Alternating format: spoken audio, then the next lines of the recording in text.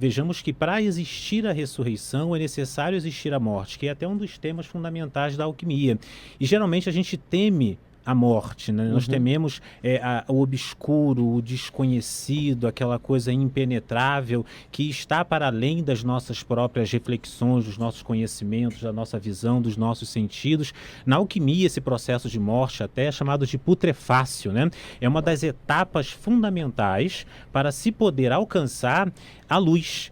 Vejamos que a semente, ela passa exatamente por esse processo, né? Ou seja, antes propriamente de germinar, de crescer, de florescer e de frutificar, ela tem que, em primeiro lugar, estar no seio da terra, ou seja, num local escuro. Ali ela vai perdendo as suas características iniciais e é a partir daí que ela consegue, em geral, ascender a uma nova etapa. Acontece isso também com a própria borboleta e a gente vai verificar isso na própria natureza. É no obscuro do útero, propriamente, que a semente masculina e feminina consegue também executar esse processo de transmutação para o nascimento, a formação, o advento de um novo ser.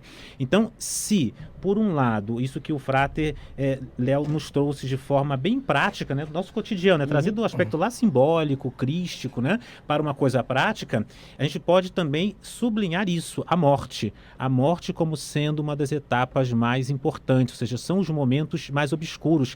Vejamos que nas próprias ordens iniciáticas, na Rosa Cruz, na maçonaria, na eubiose, na teosofia, em diversas outras, assim como nas religiões, esse processo de morte, de silenciamento, de obscuridade, de negar-se a si mesmo, ou seja, a sua própria personalidade, tudo isto faz parte também do mecanismo de crescimento. Então, no misticismo esotérico, na visão mais esotérica e alquímica mesmo desses processos, a morte é a etapa fundamental para o renascimento e para a própria ressurreição. Então é um ponto significativo.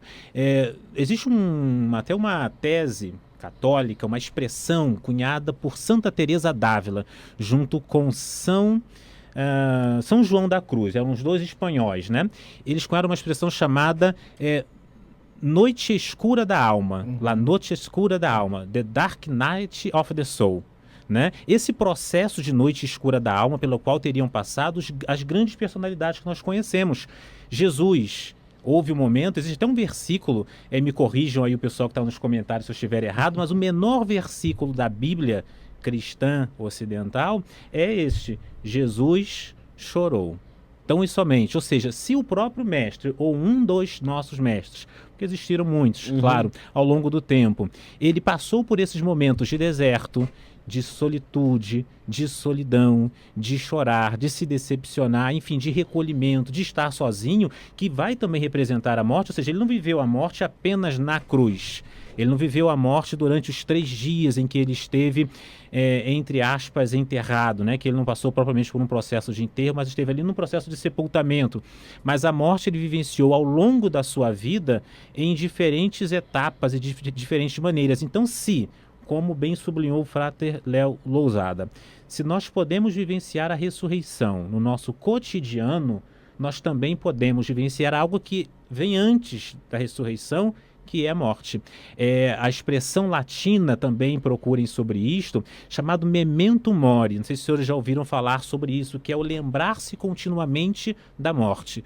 Homem, lembra-te de que morrerás. Porque a partir daí a gente tem uma perspectiva mais atuante, mais consciente da própria vida. Não ficamos tão apegados às coisas transitórias porque temos a compreensão de que tudo passa. É uma outra expressão também de Santa Teresa d'Ávila e muito repetida por Francisco Cândido Xavier. Tudo passa. As coisas boas, as coisas ruins, tudo é absolutamente transitório, porque tudo está sujeito à morte para dar nascimento ao renascimento. E uma coisa interessante, Felipe, aqui na alquimia, justamente o primeiro processo, né, no processo de Negredo, Albedo e Rubedo, o primeiro processo que é o Negredo, que é o putrefácio, é a morte. Exato. Então a alquimia ela já propõe, primeiro morra, para depois renascer. Perfeito. Então algumas pessoas falam, né? Eu morri para uma vida, mas estou renascendo para outra. Isso, tipo, lógico, metaforicamente falando, mas é tipo aquela pessoa que tinha uma vida mundana, vamos dizer assim, entra pra uma igreja e fala, ó, eu Começou morri outra pra aquela vida. Ou vice-versa Nossa, também. Tem gente que morre pra igreja e nasce pra curtição, pô. É verdade, também acontece. Ô, Frater, e com esse conhecimento da morte, esse seu raciocínio, como você vê a morte de algum ente querido seu? Você consegue interpretar dessa mesma maneira? Sim. A visão da morte física, né, da partida, ou como a gente diz até nos meios mais esotéricos, da transição de uma pessoa, ela vai sempre depender da perspectiva particular do indivíduo. O indivíduo pode ter uma visão mais materialista e, portanto, negar de forma consciente, objetiva, a vida pós-mortem. Pode ser um indivíduo de natureza mais católica, que vai ter uma crença, outro de natureza mais protestante, o indivíduo pode ser mais místico, pode ser espírita. Então, a visão de como e o modo como o indivíduo vai interpretar o fenômeno inelutável, inescapável da partida de um ente querido vai sempre depender do seu condicionamento psicológico, religioso, filosófico, cultural, enfim, de uma circunstância particular. Agora, existe o fenômeno em si, que é a necessidade de passarmos por este processo de perda, ou de sermos nós próprios motivos, né, deste sentimento e desta experiência para outra pessoa. Uma coisa ou outra certamente há de acontecer. Seja como for, o que nós podemos vivenciar é justamente interpretarmos ou refletirmos para chegarmos ao melhor refinamento possível deste mesmo fenômeno, na interpretação deste fenômeno dentro do contexto em que nós estamos. E não tentar propriamente enfiar goela abaixo de quem quer que seja a minha tese. Olha, a morte é assim, desse jeito, agora eu vou te explicar tudo e vou te dar os segredos de como se processa o além-morte. Não, respeitemos, ou seja, você tem a sua crença católica, você tem a sua crença mais esotérica, o outro tem a sua crença protestante. Em geral, uma visão esotérica ela não é muito proselitista, no sentido de tentar convencer quem quer que seja. Pelo contrário, ela tende a admitir, num contexto até mais holístico e, portanto, abrangente, diferentes visões, até porque, segundo os nossos estudos, o plano astral ou plano pós-morte ele vai estar muito próximo do que o indivíduo acredita em vida. Então, se o indivíduo se acredita merecedor de um nosso lar, para citarmos novamente Francisco Cândido Xavier, é exatamente para onde ele vai. Ou seja, ele tende a se aglutinar, tende a se ajuntar, tende a se associar espiritualmente e astralmente àquilo a qual ele esteve propriamente associado conscientemente em vida.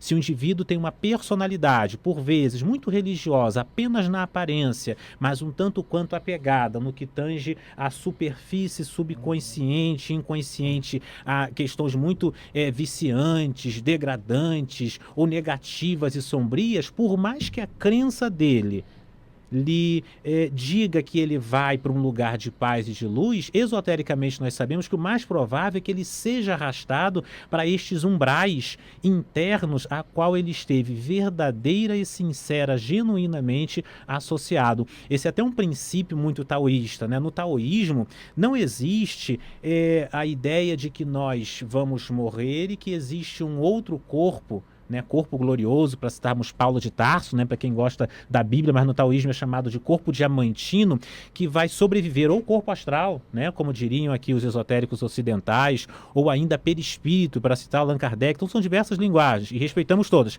mas não existe isso propriamente no taoísmo.